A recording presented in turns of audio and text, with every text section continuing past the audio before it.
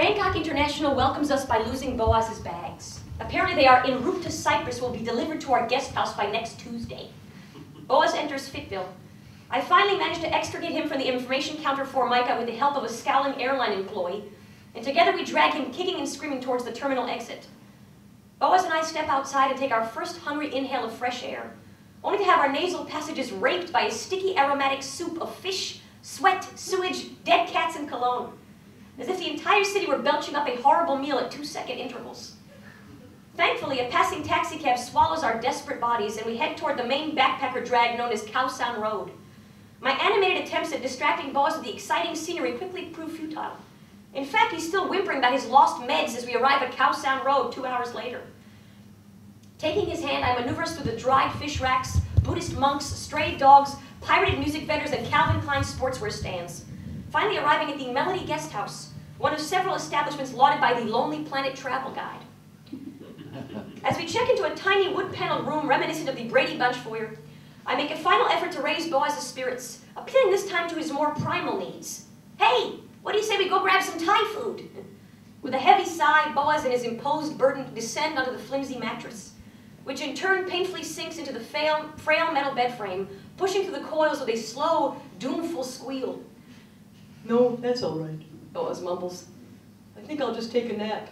I mean, it's not like I have anything to unpack or anything.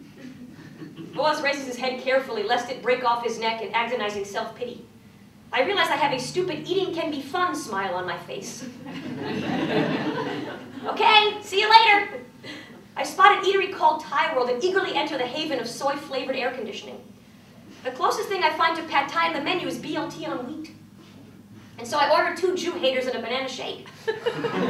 When it dawns on me that our room has only 1 bed, and not a very large one at that, I only pray that Boaz has already fallen asleep, thereby allowing me to angle a position on the bed that's far enough from him to politely hint, "Don't touch me, you're disgusting," but at the same time give me enough room to spread my arms and legs in my preferred tea-like fashion. I'm relieved to report Boaz is in much better spirits this morning.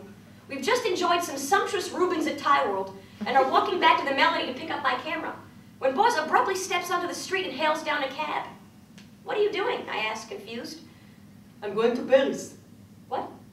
Yes, Thailand is not what I expected. It's too dirty, and I have insufficient medications. And with that, he enters his chariot cab of salvation and rides off. I remain frozen on the curb. An air plume of dogfish wafts past, catalyzing my shock into panic. 6 months of mutual planning and inoculations and scheduled photo ops, and here I am, barely a day in this crazy city, alone and medless. Fuck. I rush back to the stuffy, woomy comfort of the room, lay on the bed in full T formation, and begin to masturbate in a vain effort to ease my anxiety. My finger, jittery and tense, keeps missing its mark, and I finally get so frustrated at its lack of focus that I start smacking into the pillow, wishing it were Boaz's head I was thwacking instead.